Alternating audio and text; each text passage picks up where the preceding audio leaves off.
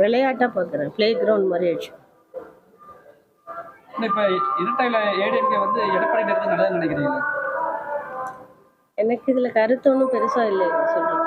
ஆனால் இது ஒரு விளையாட்டு மாதிரி இருக்கு உங்களுக்கு. மாற்றி மாற்றி எனக்கு உனக்குன்னு போட்டி போடுறோம்.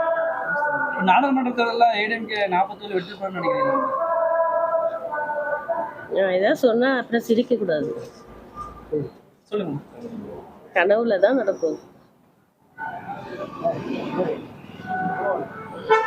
இப்போ ஏடிஎம்கே வந்து பிஜேபி இணையம்னு சொல்லி அமித்ஷா சொல்லியிருக்காரு. அதுக்கான வாய்ப்பே இல்லைன்னு சொல்லி எடப்பாடி சொல்லியிருக்காரு. அவங்களோட சேர்ந்தா நல்லதுன்னு நினைக்கிறீங்களா, இல்லை தனியாக இருந்தால் நல்லதுன்னு நினைக்கிறீங்களா? கட்சி அவங்க நடத்துகிற போது கட்சியோட சீஃப் அவர் இருக்கார், பொதுச் செயலாளர், அவர் தானே முடிவு செய்வதெல்லாம். தொடர்ந்து வந்து எல்லா பேரும் தனித்தனி பிரிவாக வந்து ஒரு கட்சியில் ஒவ்வொரு பிரிவுகளாக இருக்கிற மாதிரி தனித்தனி பிரிவுகளாக வந்து டிடிவி தினகரன் ஒரு பக்கம், இவர் ஓபிஎஸ் ஒரு பக்கம், எடப்பாடி ஒரு பக்கம், திருப்பி இப்போ ஜெயக்குமார் ஒரு பக்கம், சிவி சண்முகம் சொல்லி கட்சி இப்படி தொடர்ந்து வந்து அழிவு நோக்கி தான் சென்று கொண்டு இருக்குது. தொடர்ந்து இப்போ எம்பி எலெக்ஷன்லேயும் வந்து ஏதாவது வாய்ப்பு இருக்கா, எல்லா பேரும் ஒன்று சேர்ந்து செயல்பட்டால் மட்டும்தான் வெற்றி அடைங்கிறாங்க எல்லா பேரும், தொண்டர்கள் அனைவருமே. அந்த கருத்து என்னது? இல்லை, அது எல்லாரும் பிரிஞ்சு போகும்போது அதோட ஸ்ட்ரென்த் கம்மியாகும் தான். இப்போ ஒன்று சேர்ந்தா நல்லா இருக்குமா, நல்லா இருக்காதா? கருத்து இல்லை, எனக்கு ஒன்றும் இல்லை, கருத்து தெரியல. இது இப்போ சேர்ந்தாலும் திருப்பி இதுதான் நடக்கும்.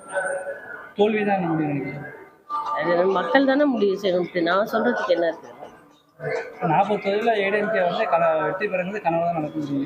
இந்த முறை சொல்றேன், இப்படி இருக்கிறதுனால சொல்றேன், சுச்சுவேஷன் இப்படி இருக்கிறதுனாலையும் இப்போ அவங்களுக்குள்ள பிரிவினை எல்லாம் நிறைய ஏற்பட்டிருக்கிறதுனால அதனால ஸ்ட்ரென்த் அவங்களுக்கு கம்மியாயிட்டே தானே இருக்கும்.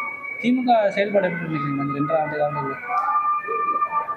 இந்த புயல்னால இப்போ ரீசெண்டாக நடந்ததுல நிறைய பாதிப்பு இருக்கு. இன்னும் கொஞ்சம் நல்லா செய்திருக்கலாம். நேற்று இந்த ஆளுநர் வந்து ஆளுநர் பிரச்சனையை கேள்விப்பட்டிருப்பீங்க, அதில் உங்களுக்கு கருத்து எது? நேற்று இந்த சட்டசபை எது ஆளுநர் அது வந்து ஒரு தவறான செயலாக தான் நான் நினைக்கிறேன். ஆளுநர் பர்சனலாக கேட்டிங்கன்னா அப்படிதான் சொல்லுவேன். இல்லை ஆளுநர் செய்து தவறு நினைக்கிறீங்களா? இல்லை, ரெண்டு பக்கமும் பார்க்கணும், ஜஸ்டிஃபைடாக பார்க்கணும், ரெண்டு சைடு பார்க்கணும். நான் முழுமையாக அது விவரம் தெரியல எனக்கு, நான் இந்த ட்ராவலிங்கில் அதனால் முழுமையாக அந்த செய்தியை பார்க்கல. பட் நான் ஃப்ரம் வாட் ஐ அண்டர்ஸ்டுட் அவர் சைடில் அவர் என்ன செய்தார்ன்றது சரியாக தெரியல. ரெண்டு சைடும் கொடுத்த ஒரே வந்து அவர் படிக்கல, அது தவறு தானே அப்படின்ட்டு தான் அவங்க சொல்கிறாங்க. ஸோ அது I think they are what they're saying is right. But தொடர்ச்சியாக இது வந்து ரெண்டு சைடும் ஜஸ்டிஃபைடாக பார்க்கணும்.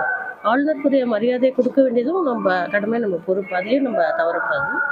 பர்சனல் இன்டென்ஷன்ஸ்க்காக ஒரு ஆளுநரை நம்ம தாக்கி பேசுகிறதோ இல்லை அவரை தாக்கி பேசுகிறதோ அது சரியான ஜனநாயக முறையில் அது சரியான என்னோட வியூவில் நான் அப்படி பார்க்க மாட்டேன். இப்போ ஆளுநருக்கும் தமிழக அரசு தொடர்ந்து பிரச்சனை ஏற்பட்டு இதனால தமிழக மக்களுக்கு நல்லது நினைக்கிறீங்களா கெட்டது நினைக்கிறீங்களா? இல்லை, இதை பொறுத்த வரைக்கும் இது வந்து கம்ப்ளீட்லி பியூரோக்ரஸி அண்ட் கவர்மெண்ட் ரெண்டு சைடு பார்க்கணும். பியூரோக்ரஸி இஸ் அப்பாயிண்டட் ஆளுநர், இதில் கவர்மெண்ட் வந்து மக்களால் தேர்ந்தெடுக்கப்பட்ட ஒரு சக்தி, ஒரு ஆட்சி.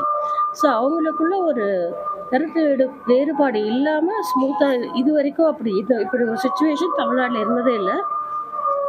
மற்ற ஸ்டேட்டில் எதுக்காக தெரியல. அப்படி இருக்கிறது நல்லதில்லைன்னு நான் நினைக்கிறேன். இப்போ இந்த புயல் பாதிப்பில் வந்து மத்திய அரசு பணம் கொடுக்கல அப்படின்னு சொல்லி தமிழக அரசு ஃபேக்ட் இஸ் இந்த அரசாங்கத்தோட குற்றச்சாட்டு என்னன்னா கவர்னரோட இன்டர்ஃபியரன்ஸ் இருக்கிறது அவங்க சொல்கிறாங்க. ஸோ ஜஸ்டிஃபைடாக இதை பார்க்கணும், ரெண்டு சைடும் பேலன்ஸ்டாகவும். கவர்னர் அவரோட பணியை மட்டுமே அவர் செய்யணும், அரசாங்கம் அவங்க பணியில் அவங்க சரிவர அவங்க செய்யணும். அப்படி தான் நான் நினைக்கிறேன்.